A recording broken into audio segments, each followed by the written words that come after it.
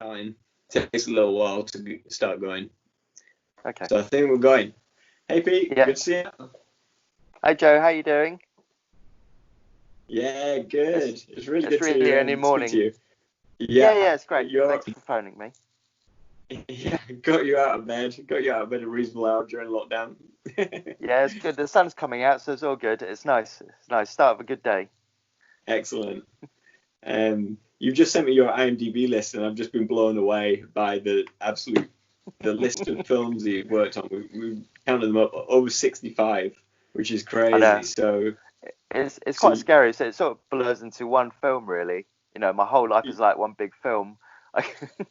Excellent. Yeah, no, it's good. It's going to be great to talk to you about all the way back. You must have seen things change quite a lot as you've gone along as well in terms of technology and Definitely. I've from the up and running laser cutting and 3D printing. It's still new to me. I mean, I'm still old school. I like to draw things on paper with a ruler and pencil, measuring things out. That's me.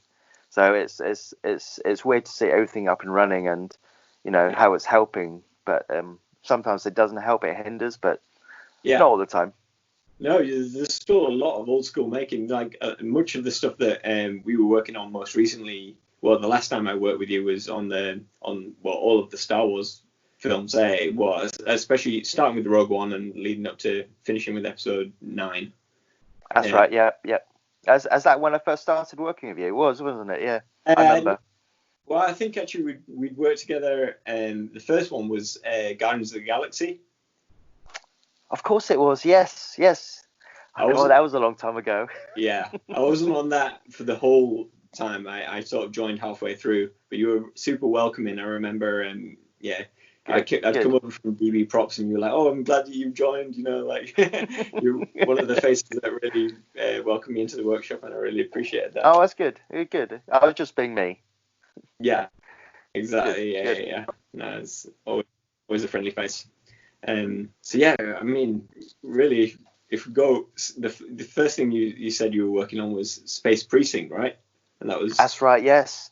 It's a weird story how I got into that actually, but I was still at uni at the time, and I was doing a furniture design degree, and I didn't really know what I wanted to do. I thought I wanted to be a designer of some kind, but so it's like a 3D design course. So you designed everything, but it was one of those things. I've always made models as I was a child. I was a Tamiya kit child. My granddad used to bring me models to build like every week. I used to have a new model to build, and that's what I did. I built models, and instead of making them look pristine and brand new, I would make a diorama, and that was like that if I took a photo, that would be look real, And I was only like nine or 10, so I don't really know what that kind of what model making was. I just enjoyed the fact it looked real, and if I dirted it down, I'd go to the garden and get mud and throw it on the model and make it look as it's been used,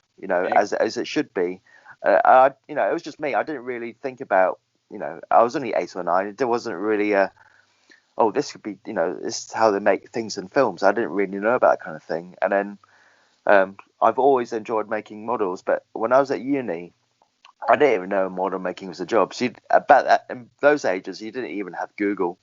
Yeah, you didn't have the internet. Yeah. You don't have YouTube videos telling people. We didn't have that. We didn't have anything. Yeah. So it was weird. And I was working. I remember my second year at uni, and I was working. I was working at a corner shop weekends, and because I've always loved film. Films was my thing. One of my friends were buying albums back in the 80s. It was Foreigner, Toto, Genesis. And my first album I ever bought was E.T. the Extraterrestrial soundtrack. It's a great soundtrack. It's a good You know what I choice. mean? Yeah. It was when I watched the film, it blew me away. It's like, oh, this is it. I want to, and I could hear the music as well. It wasn't just about the film; it's the music that went with it that made it the film. And that's when I properly, I rather buy soundtracks. I still do buy soundtracks now than other any albums. Anyway, I digress. So Nice. what was I saying? So when I was working in a corner shop, and one of my colleagues said, I said to him, I enjoyed films. I said, I've got a friend who works in the film industry. His name is Derek Meddings. Do you know who Derek Meddings is? The name rings a bell for sure. Yeah. So I didn't have Google, so I couldn't Google his name. And then he came into the shop one day, and I started talking to him. I realized he designed Thunderbirds. He was model director of Thunderbirds. Excellent. But the problem is, because I was born in Hong Kong, they didn't really have Thunderbirds over there. It was more Power Rangers and Transformers. Yeah. And Godzilla, obviously, and I knew Godzilla, but they didn't really have Thunderbirds. I didn't really know what Thunderbirds was, but he said to me, we started talking, and he said, oh, I'm filming a model sequence at Shepperton Studios. It's called Cape Fear. Okay. He said, why don't you come with me, and I'll show you what I'm doing. Yeah. So he picked me one morning. I skipped college, I skipped uni, and he picked me up outside the corner shop in his Rolls Royce. Nice. And he drove me to Shepperton Studios. It was only like half an hour drive, and I turned up. It's my first time in a film studios.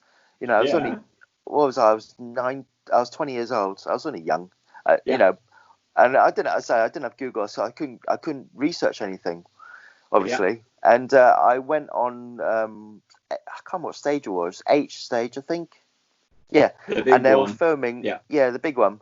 And they had a massive water tank set. And I don't know if you watched Cape Fear with Robert De Niro. Maybe a long time ago. It was a long time ago. And they had a sequence where they built a boat. And it was in a thunderstorm, and a model sequence. It was crashing on set on film. And it looked great, and everything was handmade. That's when first time I met Jose and Robbie Scott. Yeah, it was through Magic Camera. It was Derek Meddings. I think he owned Magic Camera. I think. Yeah. And then I just stood and watched for the whole day, and that's when I went, this is what I want to do. This is what I want to do. So all the things I wanted to do is model making, films. This is it. This is what I want to do. And from that day on, I basically got work experience at some holidays, Easter holidays, whatever holidays I could, work experience. And one of the jobs I got work experience is a new Jerry Anderson film TV show called Space Precinct. Yeah, excellent. So I worked with Bill Pearson, bless him. Yeah, Bill Pearson. Yeah, I like Bill. So he was my first. I love Bill, and all the old school people that I know now, that are all my friends. I worked with Mark Willard, Terry Whitehouse, John Payne. They were all there. They were all building spaceships for this. It was like I could do this for free. I actually did it for free for ages because I was work experience. Nice. So I did it for free. Yeah. And and it was great because I realized this is what I want to do. So I finished my degree, and a week later I got a phone call from Bill Pearson and said, do you want to start work? We've got 9 months work for you, working on set. There you go. On Space Precinct. Right. A week after I finished my uni course. I wasn't even trained in model making, but I had the sort of background, if you could say, I had the passion basically. Yeah, sure. Luckily they saw that. Yeah. So then that was 9 months on I can't remember what stage it was. I think it was I stage. I was on set with Steve Begg. He was the director for the model making unit. Mm-hmm. So you spent 9 months trying to. I think it was weird. If you watch Space Precinct now, it's better outdated. But everything was handmade. Everything. You had spaceships flying through the city, and it was all on cranes on tungsten wire. It was all hand moved. It was basically Jerry Anderson, so it did look like a model, but I think our so we'll try and look for the Blade Runner look. Yeah, we had nice. smoke in the background, we had LEDs, we had torches shining into the lens to create lens flare. And it was great. So he taught me a lot. Steve Begg was great because he sort of was very old school. So he would do really old school techniques. Like he even did matte paintings. He did, to try and get that old school model making effect on it. You look on YouTube now, it's quite outdated, but it's great. So it was basically model making 101. Taught you how it should be made. And this is way before CGI. Yeah, no CGI. I think you had some CGI, but it wasn't commercial. It wasn't. It was too expensive. So everything was Jerry Anderson look, and it looked great. Yeah, super sharp, all that sort of Thunderbird style, Stingray. Exactly. No, I love it. I loved it, and it was weird. All the buildings. This was before LED bulbs. We didn't really have LED bulbs back then. We used P bulbs. Yeah. It was this is what was it 94, so it was 26 years ago. So I've it's weird to think that how things have changed now, so yeah, we used to use P bulbs, and we have to if we wanted the color P bulbs we have to get glass paint and paint them over. So if you wanted them flashing, we actually had a flashing unit, which was like a motor. It was like a motor that flickered, like fingers on it, flickered the contact, so it made it flicker. Yeah. So nothing was digital. It flickered. It was like a motor that flickered contacts, and it made it flash, made the LEDs flash. No, it was so old school. It was great. I loved it. For my first job at uni, it was like, and I thought I was earning £300 a week for. I think it was 12-hour days. I thought, wow, I'm earning mega bucks. So yeah, it was weird. It was weird, mega bucks, £300 a week, 12-hour days. So, but I loved it. It was what I wanted to do. So yeah. So that was the beginning of my career really. And the thing is, I've always worked in film and TV. I've done other stuff, prototyping and architecture. I've done all that. But my love is film and TV, so my passion is that really. So it's good. I still enjoy it. I still get a thrill when I see my stuff on screen, which is great. Yeah, it's great. I remember when we're working together at Pinewood, we'd drive around the studio. We'd be, getting things we would made from one stage to another stage, or back to the workshop to work on, or from the workshop to the set. And always be asking about, different chapters of your life, getting different updates, and there's so many films where I'm just like, I remember being a kid when that was released, and they were working on, like even some of the more modern stuff like Batman Begins, like I was, when that, that's great. So I know she did Goldeneye as well, and. Yeah, GoldenEye. That was for Magic Camera as well. That was I sort of jumped in the last little bit. And I was just a newbie back then, so I didn't really have a model making background. I didn't know how to use the tools. I didn't know how to use machinery, so I had to self teach very quickly and on the job. But then you had all these really senior guys that knew so much, and just talking to them and them teaching you was more important than anything else. You get taught on the job, and that's so valuable these days in a practical experience from the experienced people. So it was good. Yeah. So you got to work with Bill Pearson. He did build Nostromo for Alien, was it? The first one. I know. Yeah. See, I didn't know that at the time. So I was so nervous as well when I was talking to him, because he was a legend. Everybody knew Bill Pearson. He was a legend. He still is. Yeah. Well, sadly, he's passed away recently. He has. I know. I'm so sad. Yeah. I looked up to Bill all the time. He was my mentor in a way, and I loved Bill. Yeah, that's good that you got to work with him, and he's passed on his knowledge, so I'm sure, he'll live on through you. It's good. Like I said, that legacy of the films that he's worked on as well. Yeah, I know. Yeah, I know. Yeah, I think it's weird. We take it for granted for what we do. Yeah. We don't, because my kids have grown up me being in the film industry, and they sort of when I talk to them about films, they don't really listen to me. They just go, yeah. But then I think they take it for granted as well. What I do and what we do, and it's for me, it's just a job, and I love it. It's not about the glamour. There is no glamour.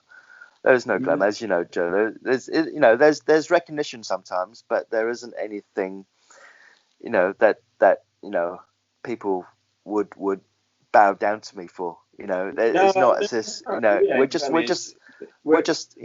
us. It's just a job. It's just what we do. It's what we're good at, and I like to be a brain surgeon, but I'm not. Yeah. No, people are always very humble, but extremely talented. Yeah. And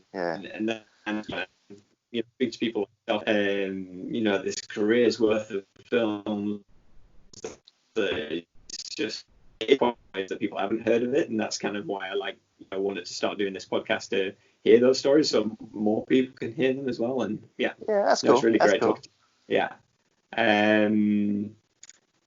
But like you say, the unglamorous part, we're not in front of the camera, we're very much behind the camera. Not even behind the camera, we're in the workshop that's behind the stage. We're hidden away. Exactly. But no one would have heard, a lot of these stories don't get heard, and it's great. I guess you would have seen the transition from model shoots sort of and prop making coming in a lot bigger, and sets becoming definitely. I think it was I think the last one I worked for, the last big one was Charlie Chocolate Factory, and same company did Hogwarts as well, didn't they? It was Jose Magic Camera.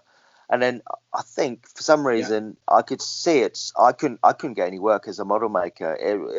There's so much competition. It was really hard to get work, and nobody was doing models anymore. Really, it was quite scary how quickly it went down. And I think the fact that CGI was there, back then it did look good, and it I suppose there was new technology and people were trying to embrace the CGI model making, but for me, it wasn't any good, as you know. Oh, and when I was working on Thomas Tank Engine, I think I was working on, I can't remember what series I was working on.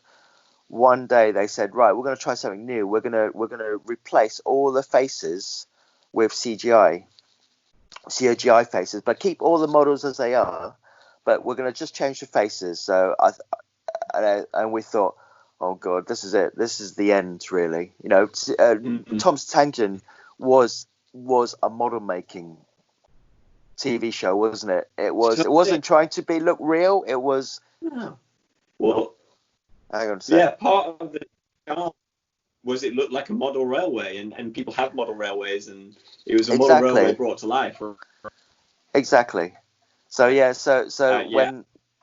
when we got told the CGI, those CGI faces, they look quite good actually. They looked all right, but then the next series they decided to do the whole thing CGI, and that's basically I lost my job because of CGI. There was no more old school Thomas Tank Engine. That was gone. That was sort of like the breaking point from models to CGI. That was like a sharp. But luckily, I think these days model making coming back more. Just for the model, it's coming back. But I think maybe I don't know what it is. Maybe people prefer that these days, or I don't know what it is. But CGI will always be there. But I don't know. But there was a point where I couldn't get any work in model making, and I realised that I'm gonna have to go to prop making. Yeah. And I hadn't really done much prop making. It's similar skills, but it's sort of bigger scale. Yeah. So it was quite an easy transition to move over to prop making. But I had to learn new skills. I had to make things a lot stronger for people to use them. But a good thing is I could hold things in my hand and think, does this look right? Is the scale right? Is the weight right? Where I didn't really have that in model making, so it didn't matter. So prop making was a bit new to me, but I learned it quite nicely because I learned it. I think I went to Prop Shop was one of my first places I went to for prop making, and I learned very quickly there that things had to be strong, things they're going to be used and abused, so make it strong. Don't rely on flimsy materials. Don't rely, things are going to be used and probably broken anyway. So make it stronger than you need it to be. So so that was nice. What films were you working on at Prop Shop at that time? Do you remember? I think. I'm just saying. I'm trying to think. I think. I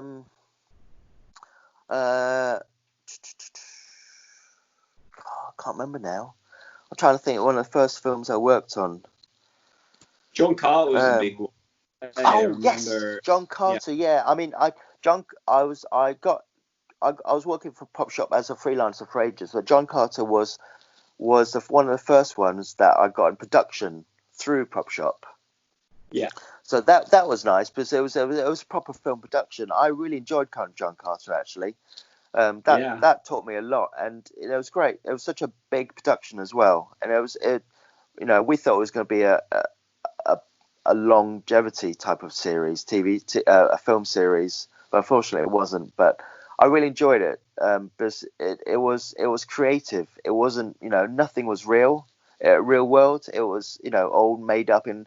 I like creative stuff really, and it doesn't matter if it was slightly not quite right because it is creative, and you could get away with the look of it rather than being exactly the same as the drawing would be.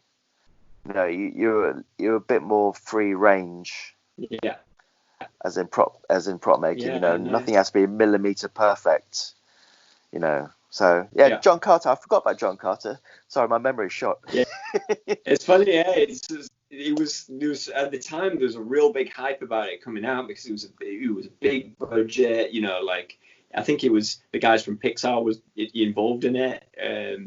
So that's right. It could have been, but it just didn't miss its mark ever so slightly. Definitely.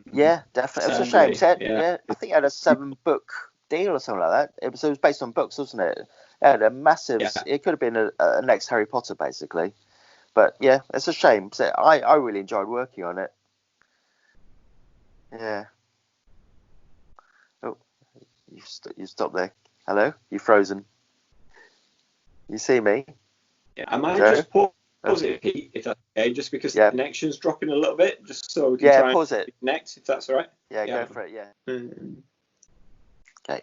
Starting recording. Hopefully we've got a bit of a better connection now. That's better, isn't it? Yes. Yeah. You keep freezing, so it's a bit weird seeing your mouth going. Yeah. No, that's just what I do sometimes, Pete. That's good. Yeah, I don't want to know about that. Yeah. Anyway, what we're talking about now. We were talking about the transition between model making and that's right. Yes. Prop making. John Carter being first prop making, or one of the first ones there. Yeah. So you, I noticed on your IMDb as well, you had Moon on there. Was that with Sam Rockwell? Was that after? That was right. I got called in. It was literally, I think I only did a week's work. They were in a bit of a rush, and Bill Pearson gave me a ring. And John Lee and Steve Houth was already on board, and Chris Hayes. They already done most of it, and I just got brought in to finish building the lunar control buildings, the main mission control ones. I finished. I just helped. They built the buildings already, but I think I helped build the landscape for it. Build the structure for the landscape. It was. Oh, bless him. I was only there for literally a week, and I was lucky to get credit. Bill, I said, you didn't have to, Bill. Bill said, no, you deserve it, Pete. So, which was really nice. I managed to. If you look on, I don't know if people know EMA model making supplies. Oh yeah. I'm on their front homepage. I'm on their homepage. So I'm on, if you have a look later, Joe, you can have a look. I'm on the homepage because I think basically that's Bill Pearson Model Making 101, which was Moon. And that was like, this Bill, this is your job. This is what you're meant to be. This, So this, it's a real good story. It was old school. It was great. It was very good. It was very well done. It had heart in the film. It's heart and soul, which is sometimes quite lacking in films these days. A lot of time it's all about just making bucks and making it look cool. But that was old school, and it had a good story, and it was simple. I think simple is the word. Yeah. It was great. It was great. Yeah, I loved it. I need to watch it again. It was good. Yeah, but I enjoyed working with it. Yeah, I was going to say, I've just noticed that Rise of Skywalker has just come on Disney Plus now. I don't know if you've got Disney today's Plus. the day, wasn't it? Yes. No, we haven't got. No. Yeah. Yes. May the Fourth be with you. Yeah. You be. I've only watched it once, so I need to watch it again. I need to force my wife to watch it. She doesn't really like Star Wars. Yeah. So I need to force her to watch it so I can remember what we did on it. Do you know my first day on Rogue One? It was May the 5th, because the 4th was a bank holiday. No, of course, of course. How good would that have been? Oh well. Oh, damn it, but still, yes. Yeah. Almost there. Oh well, it's good. So Moon was great, and then so mostly props after that though, eh? So props at props. Yeah. Your props at Prop Shop, I think the last big model making job I did was Charlie Chocolate Factory or V for Vendetta, and then it was basically props straight after that. Really, it was I had to move on. But it was good though. I'll always be a model maker. I said to the guys, I think it was on Batman, said it'd be great to work on a model making film again, a model making job. I haven't done one for so long. Because my background is model making miniatures look real, and that's where I started. And it'd be nice to do another one like that. It doesn't have to be a big one, just another small one, and film it old school. Oh mate, So, I came along too late for models in films. Really, by the time I started prop making, making in general, the idea was to get into model making because I'm watching the Lord of the Rings features and seeing all the bigger models. But by the time I got there, it was only props. But props are cool too. Of course, I wanted to make swords. Of course, we all make swords. That's what I was really. But So we were talking. A lot of the Marvel films started coming around shortly after that sort of time, eh? No, we were lucky to get that actually. I think they were talking about Captain America was the first one to come over, wasn't it? So that was my first ever film, and you Prop Shop did a lot of the sort of the LED stuff for the Hydra Lab, right? Were you involved in that? That's right. Yeah. That was one of the first things we did for Captain America and Prop Shop. It was great. Yeah, I loved it. It was good. Because I'd never worked on a Marvel film, so it was nice to be able to do that. It was great. I've always loved Marvel. I've always loved. I think Iron Man. When I was growing up, I had Iron Man, a model, action figure of Action Man of Iron Man. Yeah, nice. And that was my first superhero. That I've always loved, Iron Man, and it was great. I loved it. Yeah, we used to watch Spider-Man cartoons, so that was our gateway in. But a lot of the Spider-Man cartoons, involved a lot of the other Marvel characters as well. So that was kind of our introduction. Yeah. So and also the X-Men. There was X-Men First Class was around that sort of time as well. That's right. That was through Prop Shop as well. Yeah, that was. We did the You have to remind me, Joe. The helmet that went on Cerebro, the Cerebro helmet. Oh no way! That is so interesting. That's crazy, because it's Did Cerebro. Artem work on that? Was it Bob Spitz? Artem. Yeah. So that was my, after Captain America, that was my second work experience. Was that again consoles? For some reason, I've ended up making so many consoles. But that was one of the first consoles I ended up working on. That's weird, isn't it? Cool, blue sort of 60s vibe kind of thing. And that headpiece that you guys worked on. That's great. It was almost like a big hairdryer thing, that comes over his head. It was. Yeah, well, that was one of the first things we did. That 3D printed or responsible for was it had to be clear and it had to be strong, and it's almost what 3D printer was designed for, really. Yeah. It was great, but it came back to us very. It looked great. I think we were told it was like £5,000 for this object, and we knew it was fragile. So I was working with a prop shop at the time. It was me and Keith Ferris working together, and Jackie Wu. Jackie Wu. He had architectural background making, and he had great skills and very, not OCD. I hate to use that word, but he looked at tiny detail. He was very exact, and he had the terrible task of getting this 3D printed helmet that was very rough and frosted, and he had to make it look crystal clear. He had to polish it up.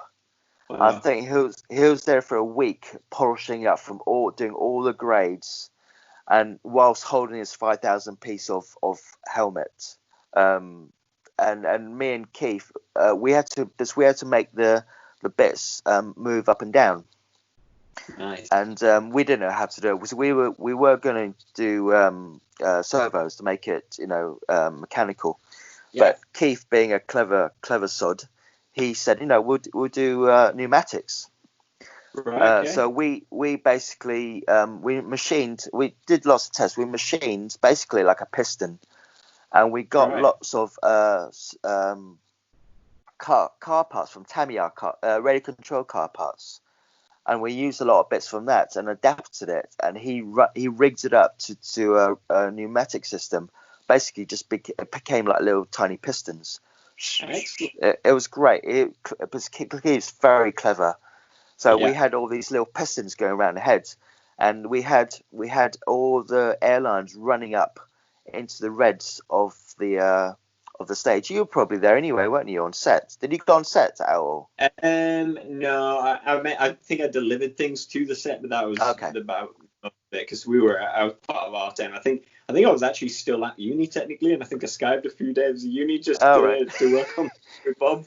Yeah. Excellent. Well, all these airlines, as part of the visual thing, you can see all these airlines going up to the reds. I think the reds are like 10. The reds is like the top. How can I explain the reds on stage? Basically, like the very top of the stage. All the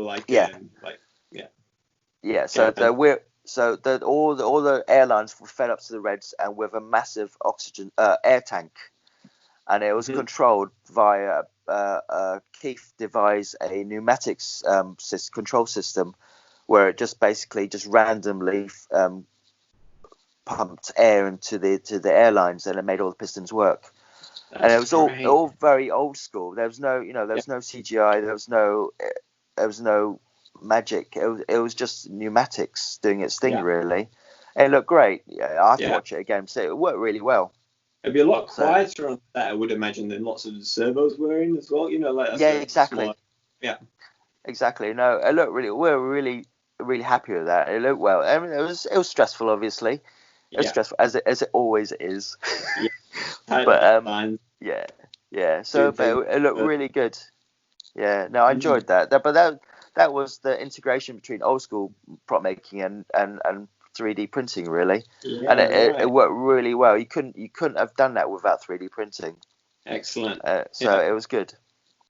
And was that before Prop Shop had bought any 3D printers themselves, or was that? Yeah. It was. I think it was outsourced. That was way before. That was like the first 3D printing jobs that James Enright had got, and it was great because it was very expensive, but it was worth it. You could see you couldn't do that old school. You couldn't. The way we did it, you couldn't mold it like that. So it had to be hollow. You see, it was hollow. Yeah. It was complete. It was good. And I remember me and Keith had to make these. We had these holes made for the pistons, built into the 3D print, but realised what we made was the holes had to be bigger. So me and Keith were there with a step cutter drilling these holes out really, really slowly I think we had to do like 25 holes, and it was a £5,000 print, and Jackie only spent a week polishing it up. So it's like if we crack this, we are buggered. We can't, you can't. It was crystal clear. We can't do anything with it. So me and Keith was like, oh my god. So we did it. We just had to take a lot of guts, and it was sharp cone cutters, but it was good. It was fine. So it was quite scary. Yeah. Excellent. Yeah. It was good. It was nerve-wracking. Excellent. Did you work on any of the other Marvel stuff after that? Because I guess was Thor 2, was that one of the next ones that came through? Thor 2. Thor 2 was it? Yeah, Thor 2 was the one. But I left Prop Shop then. When Thor 2 started, I had to leave Prop Shop for personal reasons. But Thor 2, the first job I was working was with Toby Shears. Yes, in the armory department. Yeah. And it was great as well. I've always wanted to make swords, as you do, and armory. I love weapons. So it was nice to work in a prop making department of armory department of a Marvel film. It was great, and I met so amazing people. I learned a lot as well, so it was great. So there's lots of cool. I remember in Thor: Dark World, there was loads of these cool elvish, dark elf characters, and Thor's got his sort of sidekick characters as well. Yep. Yeah, one of the first job we made, I was called in to help. Was a dark elf gun that sort of. It came apart. Basically, it was in one piece. Then he flipped it open. It became like 3 or 4 pieces, and it sort of concertina to himself. And I hadn't designed it. One of the guys there before had already designed it, and I was just helping sort of make it better, but so it'd work every time. It was quite a complex object to make because there was no CGI. It was a mechanical thing, really. It was old school mechanical prop. Right. I never got to finish it because I got moved on to another department back then, but somebody else took over what I was doing. But that was one of my first jobs on Thor. But yeah, that was cool. Old school. It had to be handomatic basically. There was no handomatic prop. There was nothing about it that was technical. It was all handomatic. It was all excellent. It was good. Yeah. Right. And so were you doing more set deck stuff then? For that one? Set deck stuff. I got moved into the other workshop, and it was all set deck stuff. It was great. It was stuff, real life stuff that wasn't real life, but it was stuff that was practical stuff. I can't remember what we were making first time. I think a lot of the time I was just helping out. I wasn't even, I wasn't really running anything. I was just helping out people. I was just getting used to being another production company.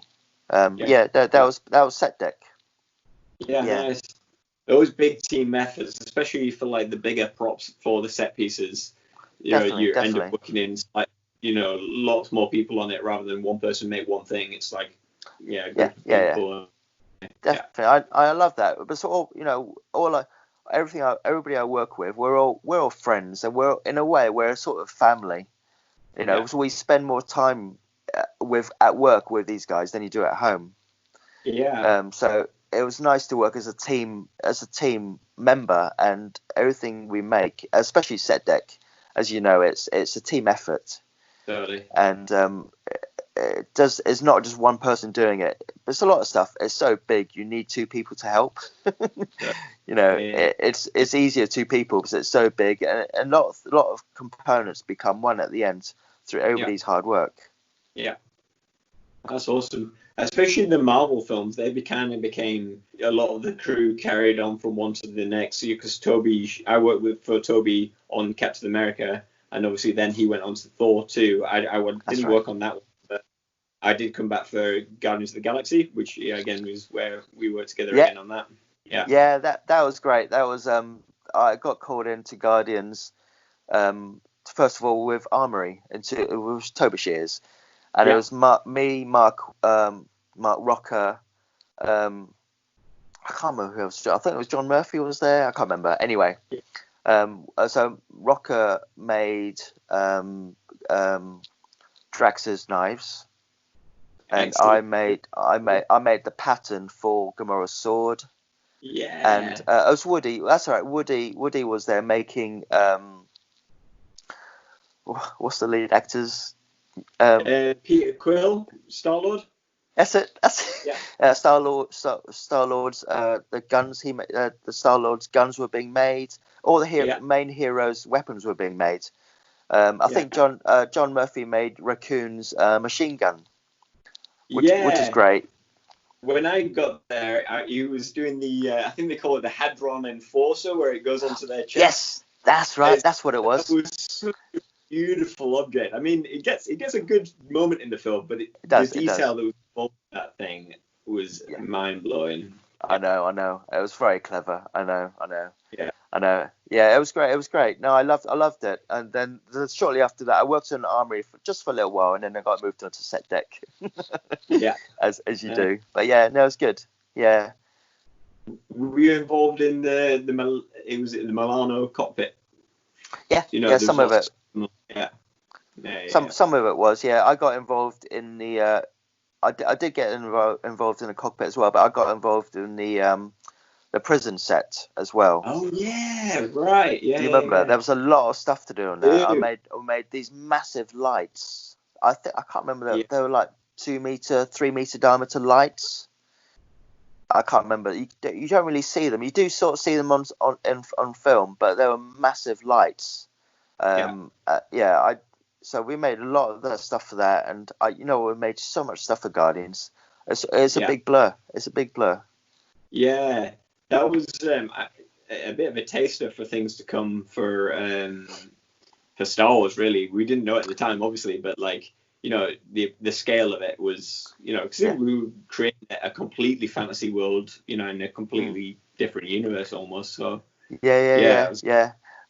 It was weird as well because when people said Guardians of the Galaxy, nobody heard of Guardians of the Galaxy. Nobody. Yeah, all of us were expecting it to be terrible as well. Like I know. When they said it's a talking tree, walking tree. I know. I remember we got the a little puppet of Raccoon. It was a little puppet made up. It wasn't even a prosthetic thing. It was just basically a shape of a raccoon, and it was just something you'd have. I thought, he's a hero. He's one of the heroes. So I'm not sure about this, but you know what? It was one of the best films, wasn't it? It was the best film ever. Yeah, exactly. It was great. Yeah. That was kind of before. It was early days for Marvel as well. Like it was a big gamble for them. It was a risk, wasn't it? I know. Yeah. I know. Yeah, even some of my friends who were complete Marvel nerds, they'd never heard of Guardians.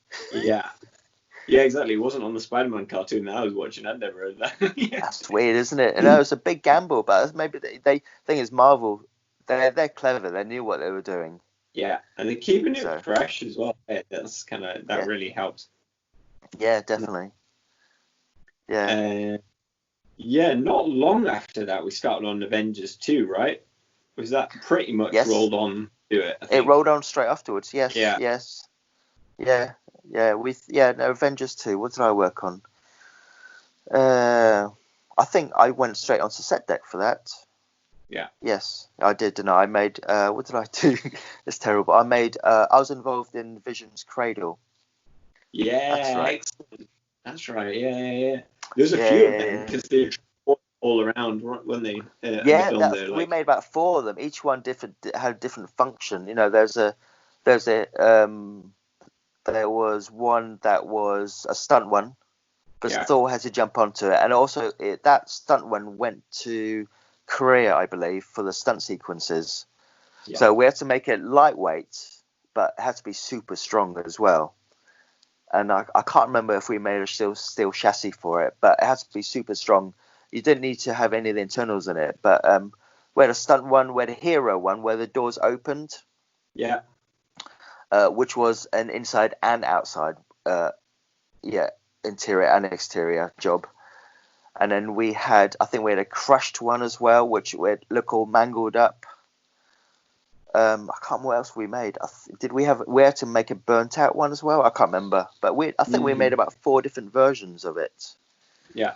But that was good. I enjoyed that. I think I spent 6 months just making those. Really, that was my job for the Avengers, and I helped other places as well. But that was my main job, really. Nice. That was good. I remember on that one, I was helping it with you do a lot of we had a lot of laser cut aluminium bits to do. So I was making paper templates just to make sure we got all of the right sizes, because the fiberglass had wanted a little bit, and we were just like, oh, I hope everything, nothing's square. Make it perfect. Not a perfect thing. So I remember being very nervous about those coming back wrong, but luckily we made it work. Yeah. That's fine. We made it work. The thing is, if things came back slightly different, or what, you know what, we'll adapt it. We'll just change it a little bit to make it work. Yeah. Nothing's a drama, really. Everything can be altered. Nothing, we'll make it work. Yeah, it turned out all right.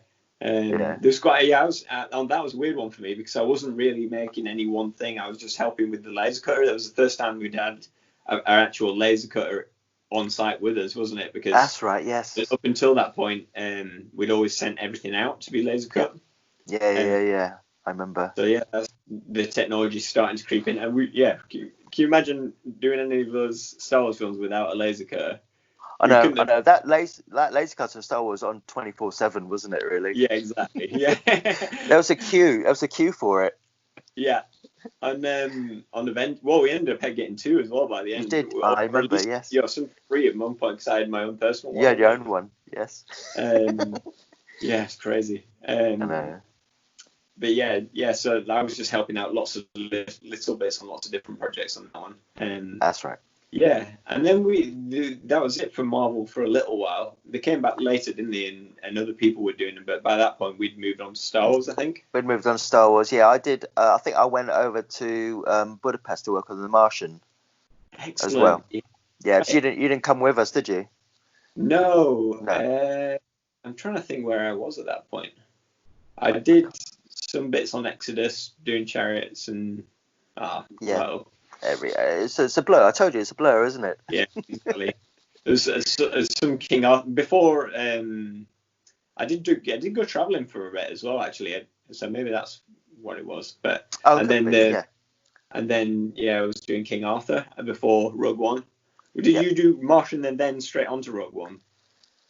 Yes. So I got a phone call. I got a phone call when I was over in Budapest by Mark Rocker. I got a phone call saying, "Don't tell anybody, but we've got Star Wars." That's crazy. Yeah.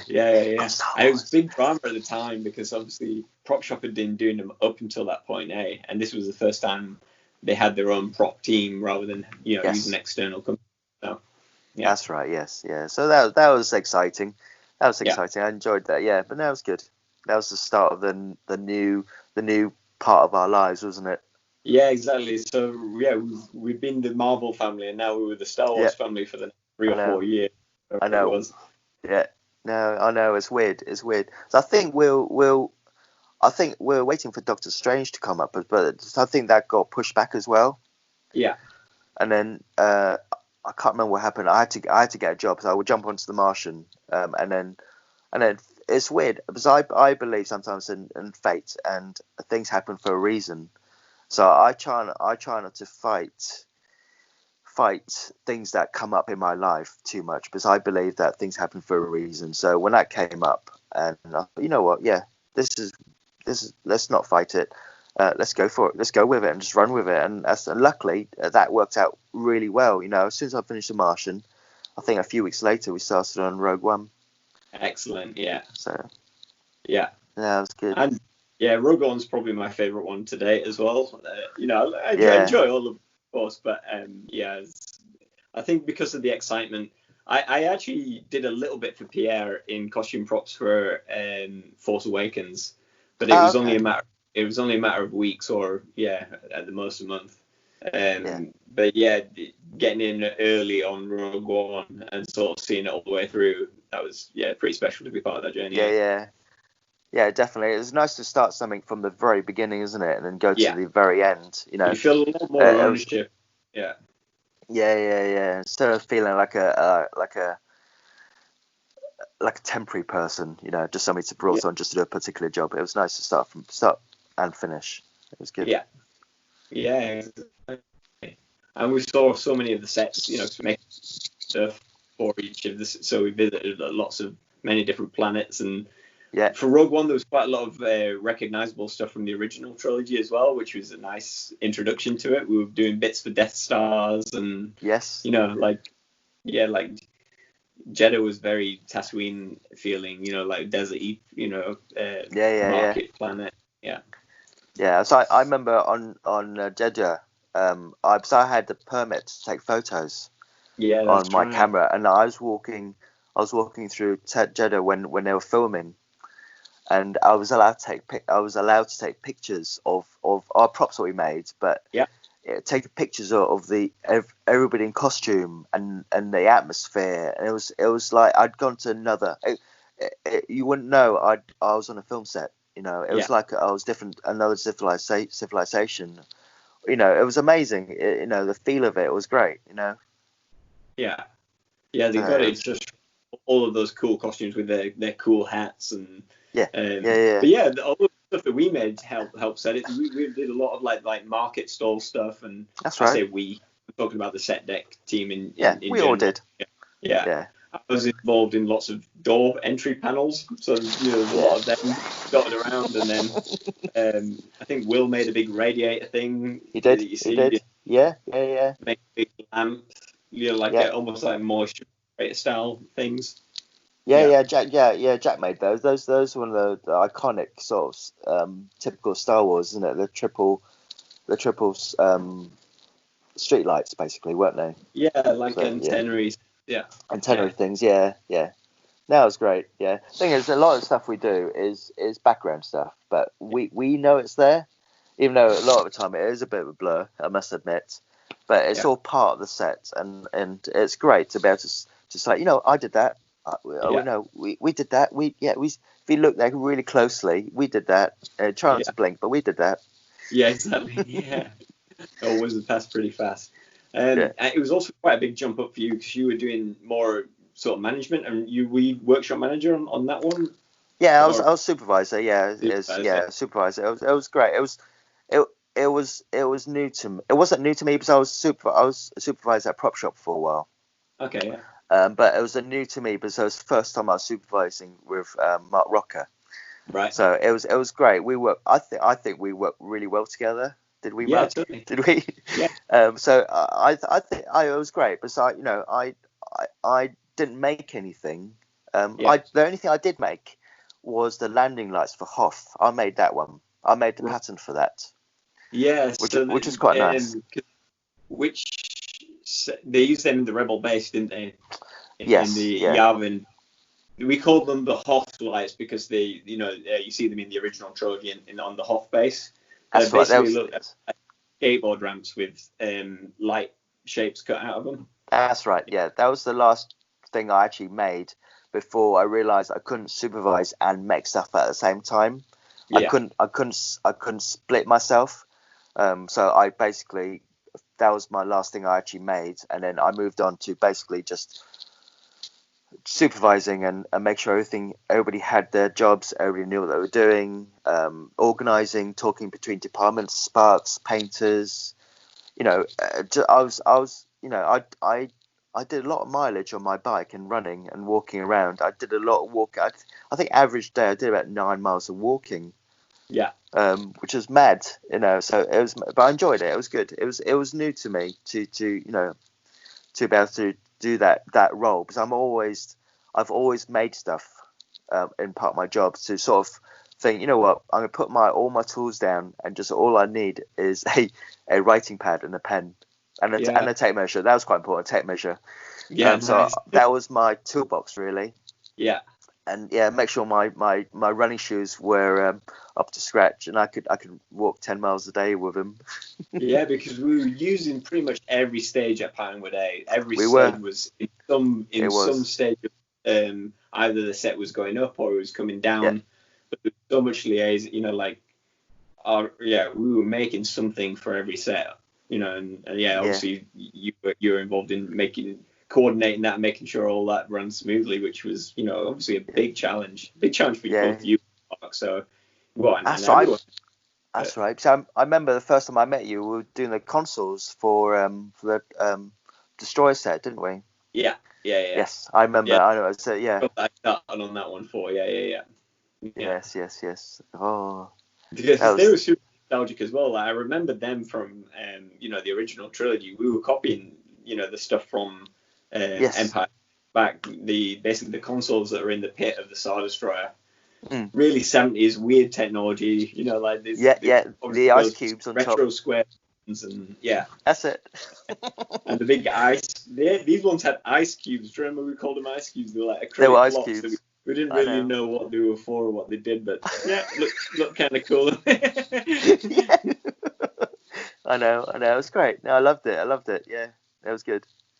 And that was us for a while. We're in that, working on those ones. Rogue One led straight onto episode 8, and then episode 8 pretty much on Solo. Maybe a little bit of a gap. Yeah. We had a little gap. Yeah, there was always a little gap in between, wasn't there? Yeah. Except for Rogue and No, it was good. Yeah. In between, I saw that you'd done bits for Dark Crystal as well in between some of the Star Wars films. Was that between? That's right. Yeah. Was that while I came over to New Zealand? You must have been. Yeah. Yeah.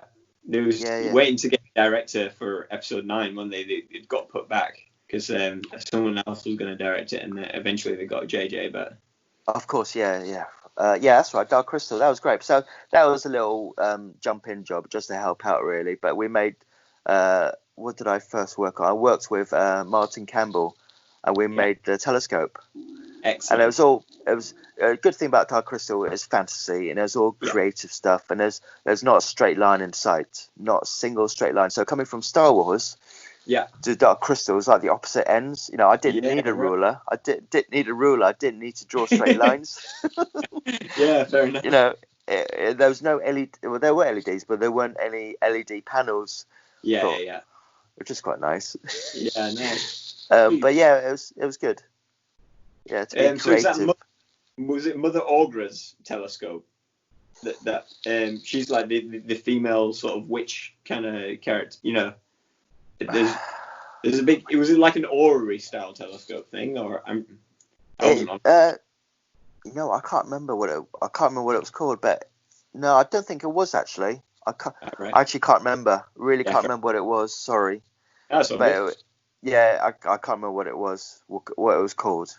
Yeah, I missed out on that one, but I love the TV show, so I've been. I got the art book the other day. I was nerding out. Yeah.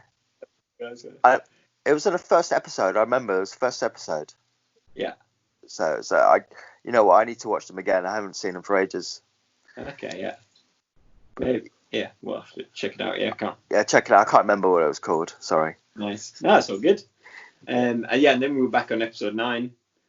And we had a brand new workshop for that one, So we were on the new renovated part of Pinewood. Yeah. It was such a big space because we're on the other one, Rogue One, and the other ones we were in such a small workshop, and it wasn't the healthiest of workshops, was it? It wasn't very good. But we made so much stuff in there, didn't we? Yeah. But the new workshop was just a big, vast space. Yeah. And we thought this is so big, but you know what? 3 months later, it was jam packed, wasn't it? It was packed, and we thought, we used every inch of that space. Yeah. It was good. Yeah. But Was there anything that stands out for you? Did you get to make anything for that, or were you mainly running around again? Yeah. Running around, as I always did. Yeah, no, it was good. I'm trying to think what stood out really. Episode 9. No, you know what? Everything was good about that film. It was. I enjoyed every bit of it. Really, it was stressful, of course, and it was good. But Mark Rocker is such a good at managing jobs. Yeah. You know, he's. I hate to use the word control freak, no, but he was good at his job. Yeah, really, because it was such a big challenge, and so many different components. He never even carried a notepad round, like. I know his brain is like, how do you absorb all that information? It's a supercomputer. Yeah. He is. I have to write things down, otherwise I forget them literally a minute afterwards. But he's so good at organizing that I like to use the word clockwork, but everything went. You know, he knew what everything was. You know, he was very organized, and we couldn't have done things without Mark. I don't think anybody could have run a workshop like that. So you needed somebody that had that brain to control everything, really. Yeah, because we did very few weekends. Like, it's quite common on films for things to run into weekends or run into late nights. Yeah, almost did and they should have done on those films, because there were lots of changes and there were lots of big short deadlines and things. Oh yeah. Yeah. That's a good thing about what I love doing. Is if somebody's struggling, if somebody's struggling to get a job done, we're all going to help. We're all going to drop what we're doing, and we're all going to jump in and help get the job done. You know. And because we worked on so many films together, we sort of knew what we were doing. We were sort of we were a machine, and we all had our little parts, and we basically, if there was a job to be done, we all got it done as a machine. You know, we were part of a machine, and that's what I love, the camaraderie of our industry. You know, we don't leave anybody to struggle. We help each other out. And if somebody's struggling, we all jump in and get it done. You know, we all know what we're doing. We jump in, get it done, and then usually the job's even done before the time schedule's up. You know. Yeah. And most of the time we've done more than they've asked for as well. Yeah, exactly. And you don't even see it in the end. You don't see it. I know. There's the amount of stuff we've done. You think, why did we spend all those long long days doing those? Yeah. But that was part of the job. You know, it is part of it. And if the art department want that to be done, we do it. You know, we do what they say, and we give 100%, 110% of what of our passion into the job, and we get it done. It's a really good making of. I just rewatched it because I was looking for. I was taking screenshots of the stuff me and Hannah worked on together, because I interviewed Hannah recently for the podcast. I saw. Yeah.